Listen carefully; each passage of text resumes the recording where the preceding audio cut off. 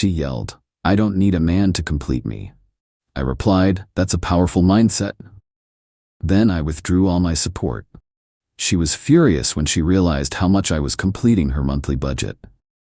I, 28 male, have been with Marissa, 26, for 3 years. We moved in together about 18 months ago into a nice 2-bedroom apartment downtown. She's pursuing her dream of becoming a professional artist while working part-time at a boutique gallery, mostly for the connections, since it pays barely above minimum wage. Here's the financial breakdown that becomes important later. I work in software development, making about $85K annually. Marissa makes roughly $18K from the gallery. When we moved in together, we agreed I'd cover rent, $2,200, utilities, $300, and groceries, $600, while she focused on building her art career. She covered her personal expenses, or so I thought. Everything was fine until last Tuesday. We were having dinner when she started complaining about her friend Natasha getting engaged. Not in a happy way, but in this bitter tone about how women lose themselves in relationships and how Natasha was giving up her identity for a man. I tried to stay neutral, just nodding along. Then she turned to me and said, "I'm so glad I'm not like that. I don't need a man to complete me or define who I am."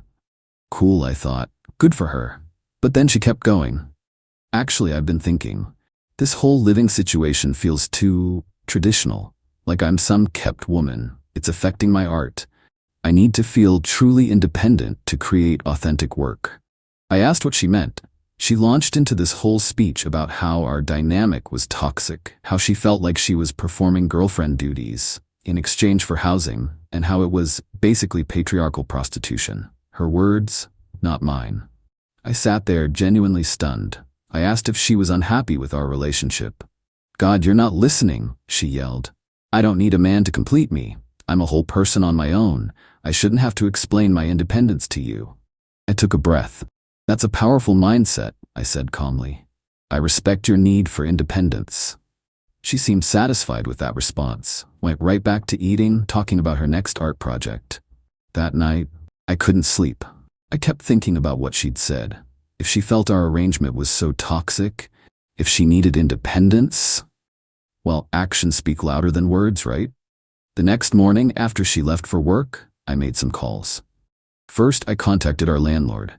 Explained that I'd be maintaining the apartment solo and needed to remove someone from the lease. Since only my name was on it anyway, she'd had credit issues, it was just a formality. Second, I canceled the supplementary card I'd given her for emergencies that she'd been using for art supplies, Uber rides, and coffee runs.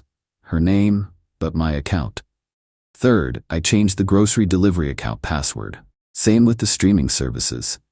Fourth, I texted her, "Hey, respecting your need for independence, made some changes to help you feel less like you're in a traditional situation. Let me know if you need help setting up your own accounts for things. Happy to provide reference letters for apartment hunting."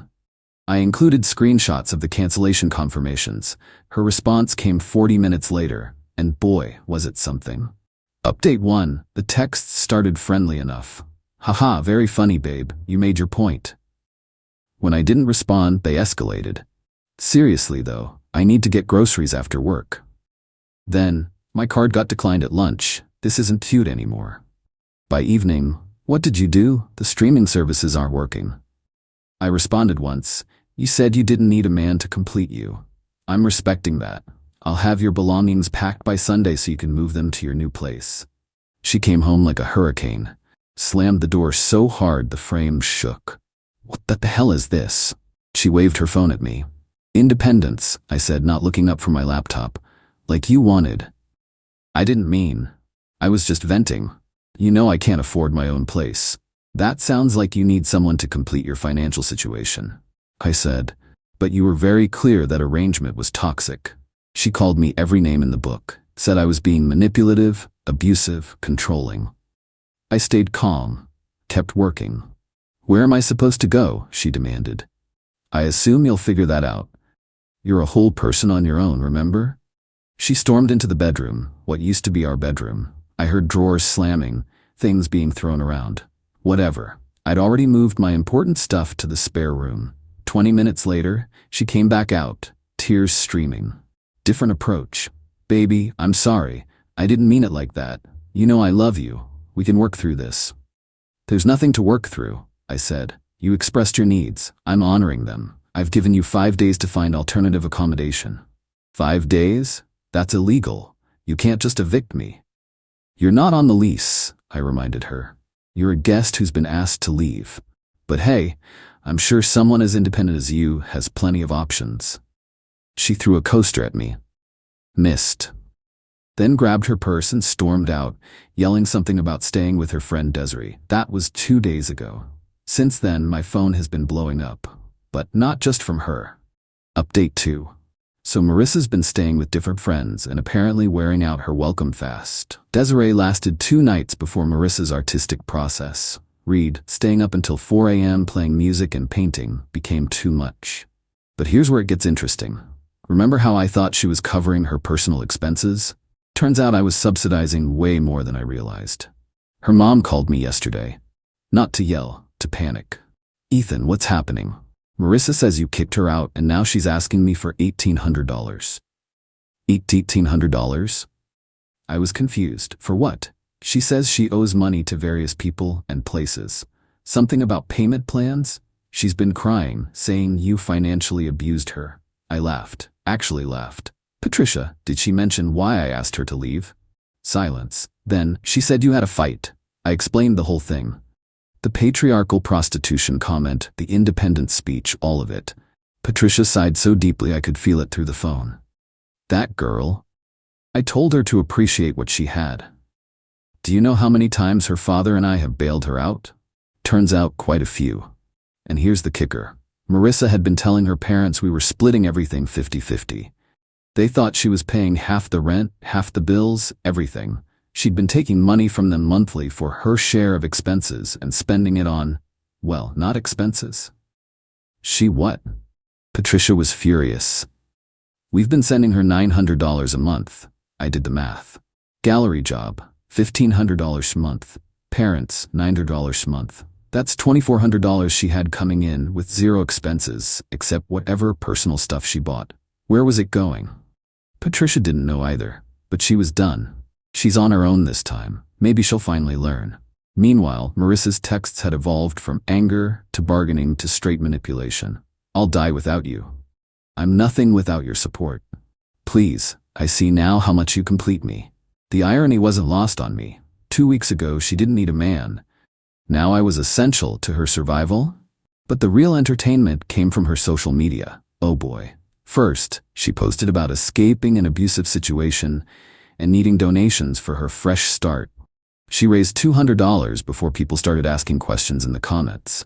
When someone asked what kind of abuse, she wrote this vague post about financial manipulation and controlling behavior. Her friend Desiree actually commented, "Girl, didn't you just say last week you wanted to be independent?" The post got deleted real quick. Then came the art sale. She announced she was selling all her pieces at desperate prices because her toxic ex left her with nothing. Problem was, she'd been telling everyone for months that her art was worth thousands.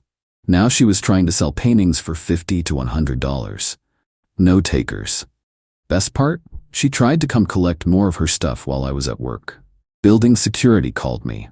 "Sir, there's a woman here claiming she lives in your unit, but she's not on the approved list?" "That's my ex-girlfriend. She doesn't live here anymore." They turned her away. She made a scene. Security had to threaten to call the police. I got to watch it all on the building app's security feed. She kicked the lobby door on her way out. That night, I got a call from an unknown number. It was Marissa's best friend, Kendra. "You need to take her back," she said without preamble. "She's driving everyone crazy. She won't stop talking about you. She's not showering. She's trying to sell her paintings to strangers at coffee shops." "That's not my problem," I said. "You made it everyone's problem when you kicked her out." "I didn't kick her out. I stopped subsidizing her lifestyle after she said it was toxic. She's free to get her own place anytime." With what money? The same money she would have had if she'd never met me. The money any independent adult uses from their job. Kendra hung up on me. But the real bombshell came yesterday. Final update.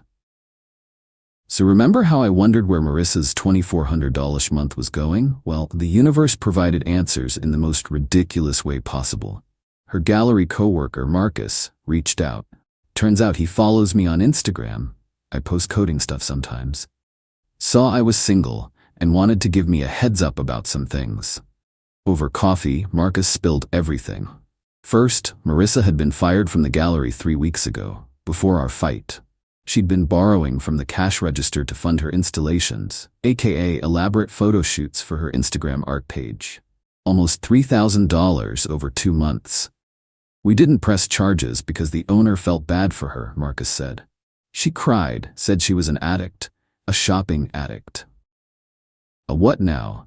Apparently, Marissa had a serious online shopping problem. Designer art supplies she never used, expensive canvases still wrapped in plastic, professional cameras and lighting equipment gathering dust. She had a storage unit I didn't know about filled with thousands of dollars of materials for future projects. She showed me the unit once, Marcus said. It looked like an art store exploded, tagged items everywhere, never opened. But wait, it gets better. Remember the $900 a month from her parents? That was supposedly for her half of our rent. The $1,500 from the gallery job that ended 3 weeks ago? She'd been pretending to go to work every day since then. And the $1,800 she asked her mom for? Not for debts. For a deposit on a studio apartment she was rejected for due to her credit score and lack of income. The timeline hit me. She got fired, knew the money would run out, picked a fight about independence, hoping I'd beg her to stay, and when I called her bluff instead, her whole house of cards collapsed. Marcus wasn't done. Oh, and that boyfriend she had before you? He's been commenting on all her posts. They've been texting. I checked her social media. Sure enough, there was Dimitri, her ex from 4 years ago, hearting every post and commenting things like, "You deserve better, queen," and "Real men appreciate artists." Cool. Have fun with that, Dimitri. The last straw came 3 days ago. I got a formal email from a lawyer. Marissa was threatening to sue me for unlawful eviction and emotional distress. I forwarded it to my buddy who's a lawyer. He laughed for 5 solid minutes on the phone. She has no case. She wasn't a tenant. She's got no lease, no proof of residency except some mail. And emotional distress? After calling your arrangement patriarchal prostitution? Please. He sent a response letter that basically said, "Lol no," in legal terms. Yesterday, I ran into Marissa at a coffee shop. She was with Dimitri, trying to sell a painting to some poor couple.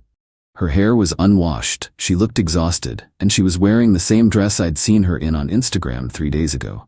She saw me, and her whole face changed. Started to walk over. Dimitri grabbed her arm, whispered something. She yanked away and marched up to me anyway. "Enjoy your independence?" I asked before she could speak. Her face crumpled.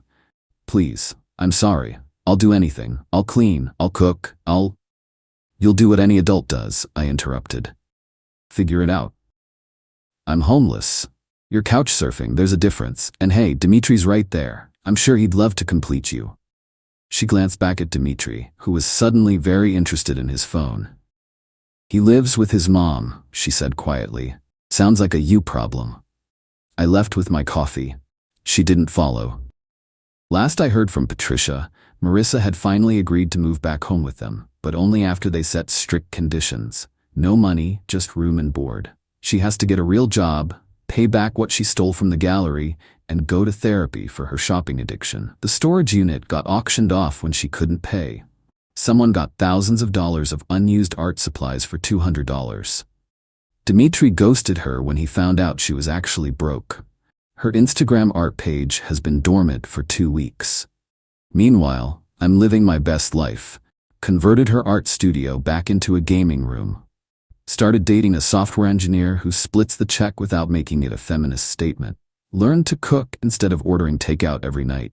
Turns out I was spending about $4 a month on our combined lifestyle. Now I'm saving most of that. Funny how "I don't need a man to complete me" turned into "Please take me back, I'm nothing without you" in exactly 14 days. Almost like actions have consequences or something. Independence is expensive when you actually have to pay for it yourself. Edit. Since some of you asked, yes, I knew the relationship was probably doomed when she started the independence rant. But I'd rather find out someone's true character when they face consequences than waste more years on someone who only loved what I provided, not who I was.